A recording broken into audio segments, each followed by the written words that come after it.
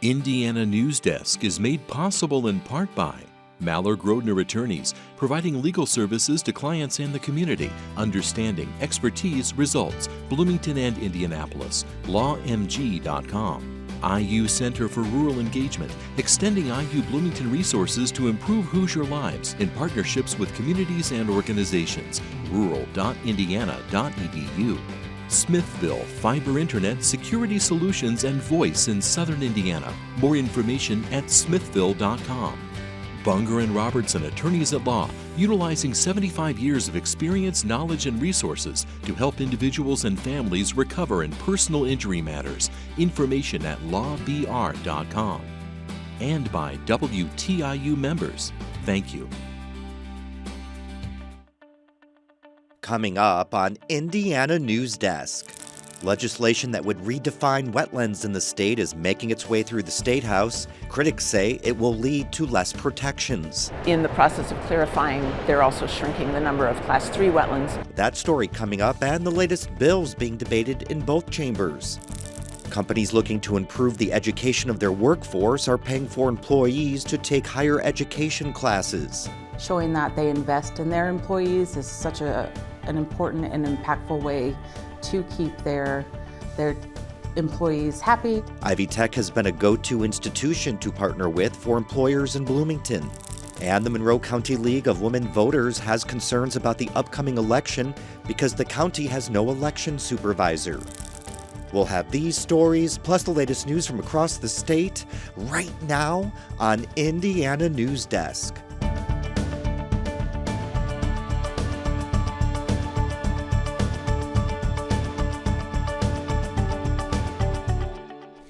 Welcome to Indiana Newsdesk. I'm Joe Wren. Well, we're about a month into this year's session at the Statehouse, and while there's no budget to debate this year, there are a number of bills that will affect Hoosiers. Our Ethan Sandwise has been covering one bill that would redefine which Indiana wetlands deserve protection. Yeah, Joe. Representatives from the Indiana Department of Environmental Management and the Indiana Builders Association say the bill is a compromise meant to prevent permitting delays. Environmental groups worry it does more than clarify existing law. Indiana's wetlands are grouped into 3 tiers by the state. Only the highest-ranked Class 3 wetlands receive full protections. Class 2 wetlands have fewer protections, and Class 1 has none. The system went into effect in 2022. During that 2-year period, we lost at least 261 million gallons of water storage from the state because of the wetlands that were destroyed during that time. A Supreme Court ruling last summer in Sackett versus EPA removed most federal protections for isolated wetlands, meaning only Indiana's Class 3 habitats are protected by law. But House Bill 1383 changes what's covered in Class 3. The problem is that in the process of clarifying, they're also shrinking the number of Class 3 wetlands, and that shrinks the number of wetlands that get protected. Last month, the bill passed House and Senate committees on party-line votes. Builders, environmental consultants, and IDEM staff helped draft the legislation last summer.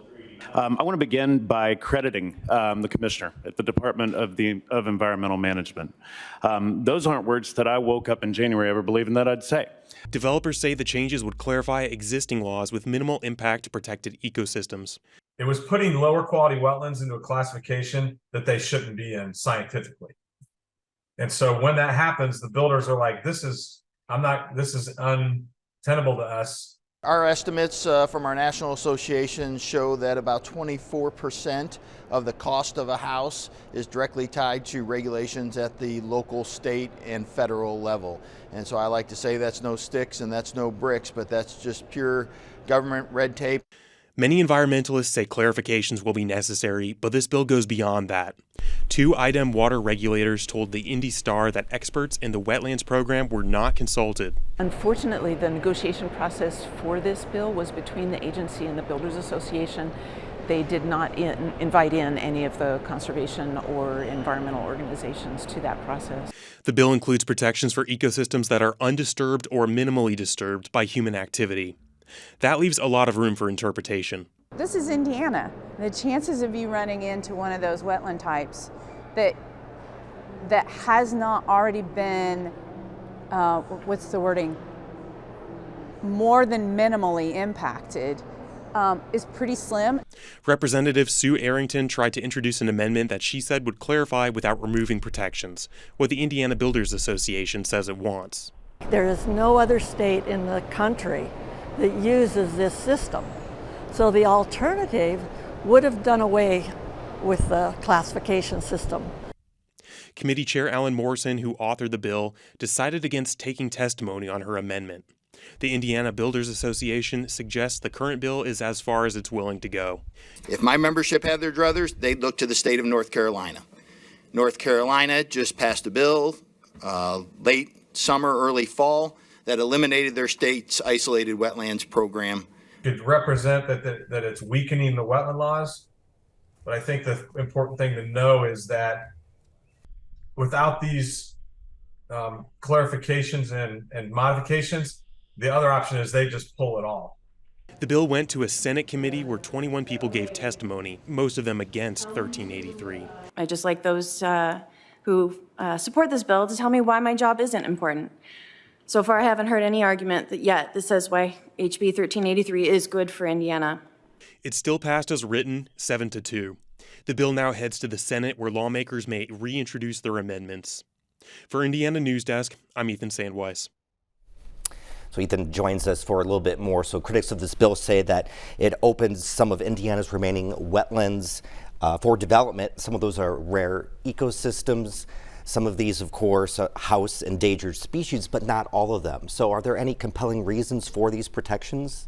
Sure. So even wetlands that aren't as beautiful and don't have biodiversity, which of course is one of the most eye-catching aspects of wetlands, still provide a lot of benefits. So for example, they contain hundreds of thousands of gallons of water per acre. That water is filtered and cleaned by the wetlands. It is held during droughts, and it also diverts storm water away. A good example of this would be in the town of Tipton, Indiana, which is just downstream from the Cicero Creek watershed. Now, that watershed was 95% drained and developed, and since then there's been several devastating floods, notably in 2013, that have affected the town of Tipton. Now that town is trying to restore some of those wetlands to prevent future flooding. So voting on this bill has been manual. You have Republicans for, Democrats against. So is wetlands conservation a partisan issue?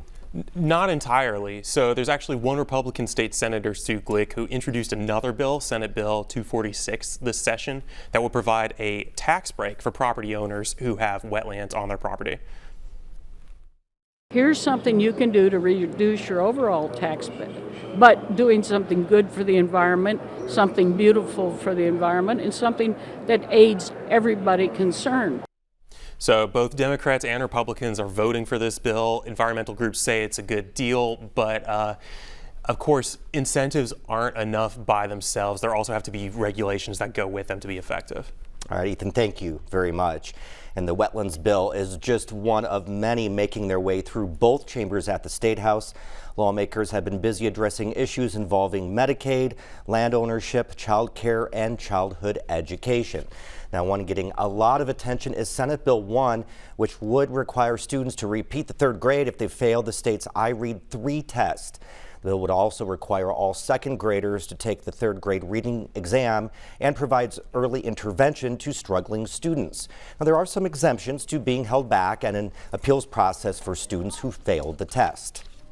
In other education bills, public schools would be required to allow students to leave school for religious instruction under a bill that passed unanimously out of committee.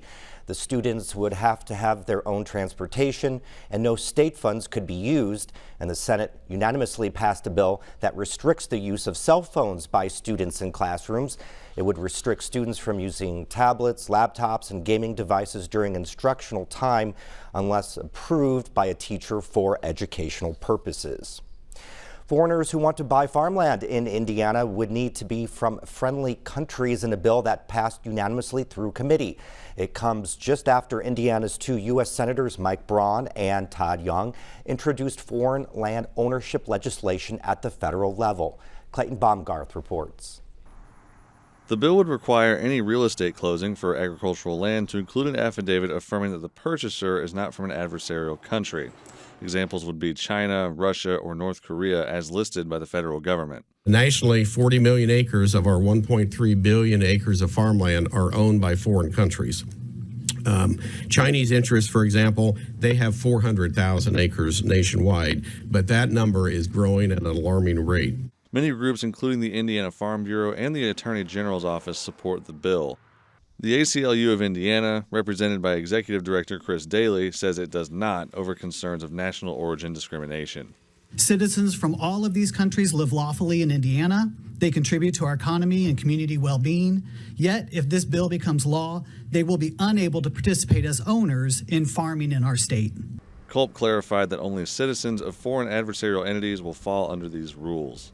The bill also requires the Attorney General to investigate the sale or lease of agricultural land if the acquisition is believed to violate the law. Any land found to be illegally acquired would be forfeited to the states. For Indiana Newsdesk, I'm Clayton Baumgarth. Indiana was the first state to enact a law limiting foreign land ownership in 2021. Since then, 35 states have proposed similar legislation.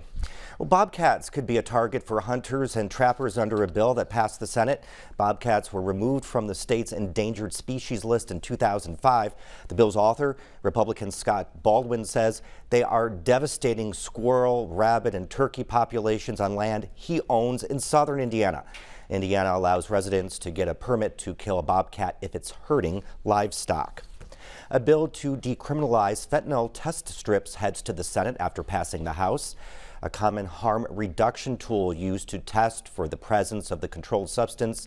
It's currently considered paraphernalia under Indiana law. Advocates say test strips prevent overdoses by identifying when the dangerous substance is present. Now, you can follow all the latest news coming out of the Statehouse on our website, WTIUnews.org. This year's session is scheduled to run through March 14th. Well, back in Bloomington this weekend, there'll be a celebration of the life of a little kitty who became an internet sensation. Katie Spack has this tale of an event honoring Lil Bub that's finally coming to the Buzzkirk Chumley Theater. Lil Bub became an international internet sensation in the 2010s, rising to fame after owner Mike Brodavsky began posting videos of the cat after rescuing her in 2011. She was born with several abnormalities: big green eyes, extra toes, and a tongue that hung from her mouth, and she never grew much larger than a kitten. All the same reasons the internet fell in love with her. She wouldn't have survived more than a few months if she hadn't become world-renowned through the internet, and she came right at the dawn of the internet and at the dawn of cats getting famous specifically to do this and make a big difference. She died December 2019 at just 8 years old, but her legacy continues to touch the hearts of millions of people worldwide. There's not a lot of cultural dialogue around people who feel different, or people with disabilities, or people who have chronic illness. There's not a lot of ways to talk about that feel positive and uplifting, and I think Bub provided that and continues to provide that. Brodavsky originally scheduled Bub's memorial for March 2020, but it was canceled due to the COVID-19 shutdown. In the meantime, he and his wife Stacy Brodavsky put their efforts into building out Bub's nonprofit, Little Bub's Big Fund. Stacy, who is the executive director for the fund, says it is the first animal welfare group in the nation focused on supporting special needs pets. There's not a lot of people who are doing what work we're doing because special needs pets are often the first to be euthanized. They take a lot of time, they take a lot of energy, a lot of resources, but we know their lives have value. Although Lil Bub's celebration comes 4 years later than anticipated, Mike says it all happened for a reason. When our event got canceled 24 hours before happening, it was Bub saying, now's not the time. She wanted us to, in some ways, prove ourselves and prove that we could extend her legacy and do the right thing before we could have this event. For Indiana Newsdesk, I'm Katie Spack. Saturday's event will include guest speakers, live music, and exclusive Bub videos. There'll also be a meet and greet with Bub's brother, Mr. Marbles. 100% of proceeds from the event will go to Bub's charity. Coming up next on Indiana Newsdesk. The League of Women's Voters have expressed concerns about the upcoming primaries because Monroe County has no election supervisor. And we look at how some companies are partnering with higher ed institutions to provide educational opportunities for their employees. These stories and more right here on Indiana Newsdesk. I want you to fasten your seatbelt. You cannot chart your own path if you don't know where you came from. For me, it was an opportunity to face my own truth. This is our community. We don't want our history to stop. Palm Springs grown, and we want to be part of the community. You feel it deep down in your soul. This is stuff that we need in order to feel whole. I wouldn't be here without gospel. All this and more, now streaming on the PBS app.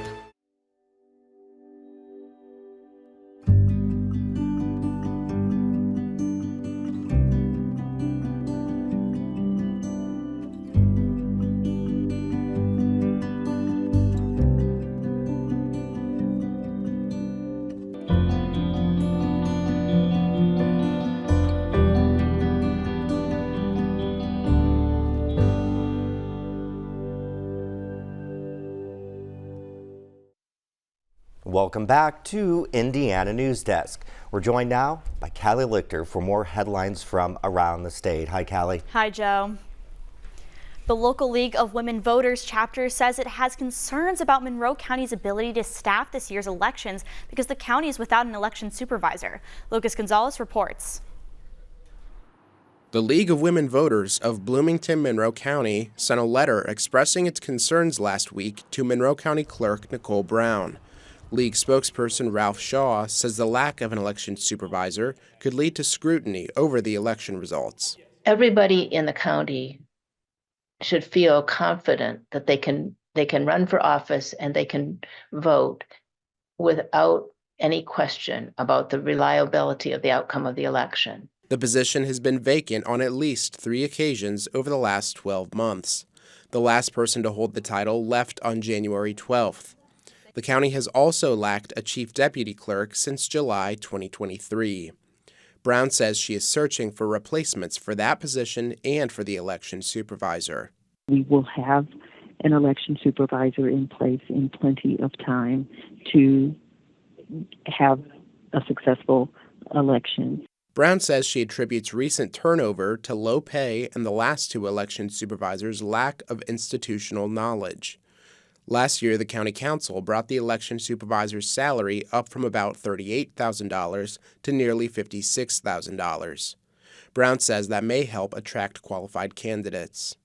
But if the county lacks an election supervisor in time for the May primary, Brown says it could receive help from other counties and state government offices. I have 91 clerk brothers and sisters to whom I can reach out for assistance, guidance, and advice until I can get someone in place. Brown says she cannot promise the next election supervisor will be a lasting one, but says she will hire the best qualified person for the role.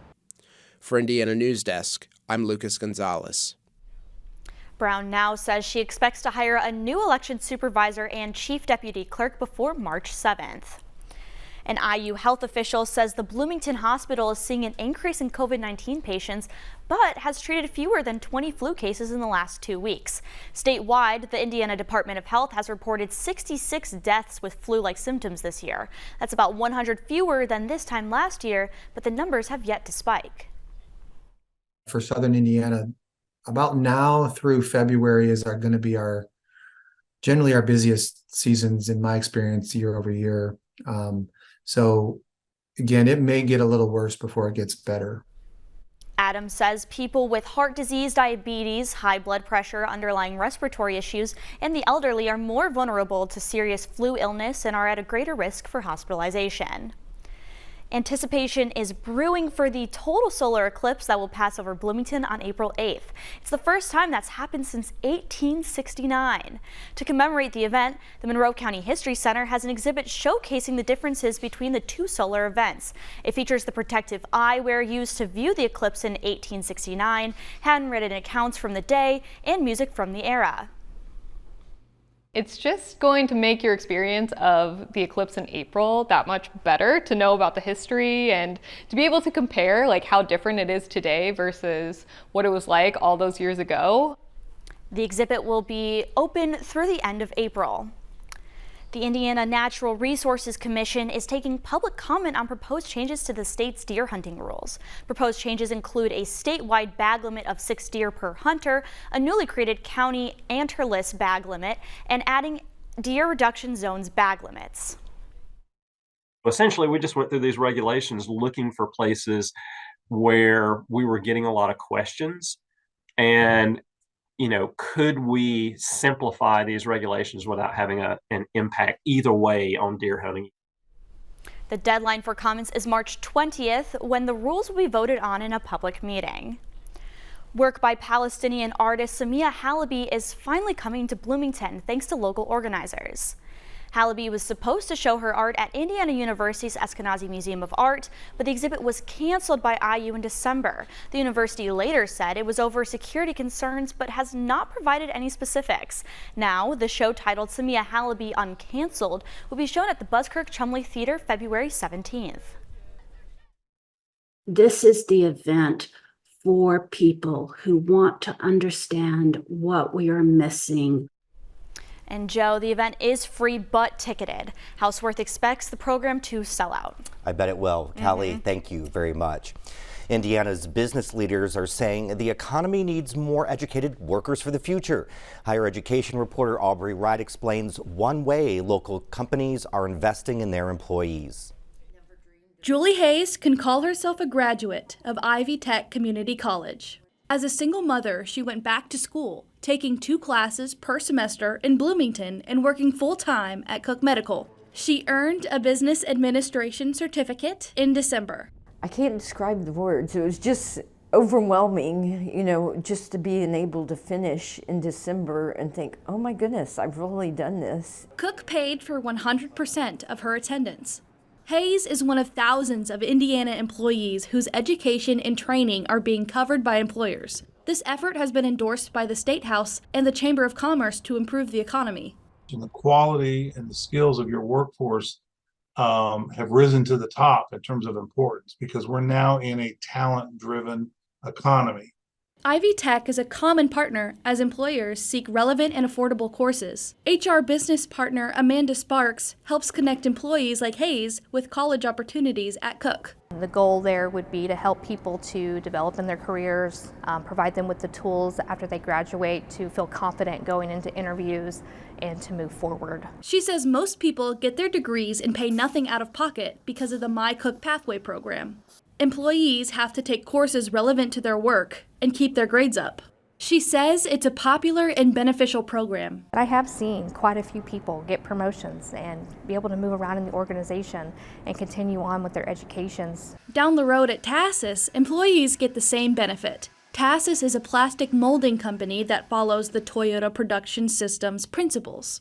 Talent Development and Recruiting Manager Sherry Dunbar-Cruzan says the company emphasizes respect for employees and continuous improvement. Having that education and that upskill training allows us to represent those pillars to the highest degree that we can. If an employee works for Tassus for at least 1 year, the company will pay for their education at Ivy Tech. She says if someone wants to start as an operator and end up in management, Tassus wants to help them. We want this to be a career, not just a job. Dunbar-Cruzan says the company works with Ivy Tech for many different training courses. At Ivy Tech Bloomington, Sarah Cady makes this happen with the Ivy Plus Career Link team. She helps create specialized training and courses for employees. It really starts through a conversation, through a handshake. Every employer is assessed to see what skills need developed. Sometimes it's soft skills like leadership and communication. Other times it's more technical skills for production or management jobs. She says employees benefit from the education and the chance to move forward in their careers, and employers benefit by increasing retention and fighting off gaps in talent. Showing that they invest in their employees is such an important and impactful way to keep their employees happy, satisfied, and ultimately on the team. Katie also helps companies like Tassus secure grants to pay for their employees' education. Dunbar-Cruzan says her work with Katie is flexible to meet their current needs. That's the great thing about Ivy Tech is Sarah and I get together and I said, this is what we'd like to do. She said, let me figure it out. It isn't hard to find an endorsement for these Ivy Tech programs. So I've learned so much. It's just a very good, useful resource. For Indiana Newsdesk, I'm Aubrey Wright. Well, it's Groundhog Day when we find out if there's going to be 6 more weeks of winter or an early spring. While Punxsutawney Phil may be the most famous predictor, Indiana has its own groundhog in the little town of Hope. Awake from your slumber and tell us the news. Hope's groundhog, also named Hope, did not see her shadow, meaning we're in for an early spring. Hope, which is located northeast of Columbus, has been hosting a Groundhog Day celebration for about a decade. This event is a really good fit for Hope because it's part history. We do a little theater this morning. It's really pretty cool. And Hope is quirky. You know, you fit in really well if you're quirky. This is one of the most quirky events I know. That's the end of this program, but our work continues online as we cover the news throughout the week at WTIUnews.org. Have a great weekend. Indiana Newsdesk is made possible in part by Mallard-Grodner Attorneys, providing legal services to clients and the community. Understanding, expertise, results. Bloomington and Indianapolis. LawMG.com. IU Center for Rural Engagement, extending IU Bloomington resources to improve Hoosier lives in partnerships with communities and organizations. rural.indiana.edu. Smithville Fiber Internet Security Solutions and Voice in Southern Indiana. More information at smithville.com. Bunger and Robertson Attorneys at Law, utilizing 75 years of experience, knowledge, and resources to help individuals and families recover in personal injury matters. Information at lawbr.com. And by WTIU members. Thank you.